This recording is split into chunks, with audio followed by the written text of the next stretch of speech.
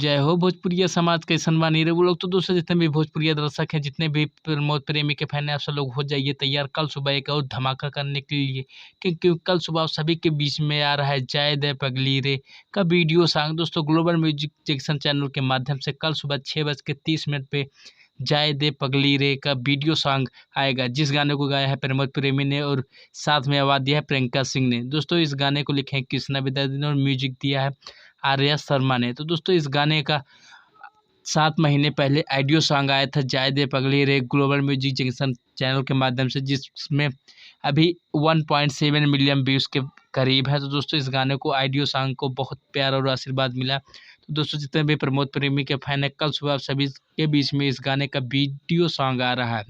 दोस्तों एक लोकगीत है, लोकगीत को आप सब लोग बहुत पसंद और आशीर्वाद दीजिए। इस गाने को कल सुबह देखना ना भूलें ग्लोबल म्यूजिक जंक्शन पर जय दे पगली का वीडियो सॉन्ग। तो दोस्तों जितने भी प्रमोद प्रेमी के फैन हैं, भोजपुरी म्यूजिक चैनल को सब्सक्राइब करें, क्योंकि प्रमोद प्रेमी से छोटी से छोटी खबर मिलेगी आपको इस चैनल पर। फटाफट भोजपुरी म्यूजिक चैनल को सब्सक्राइब करें और पाएं प्रमोद प्रेमी से जुड़ी हर खबर सबसे पहले। जय हिंद।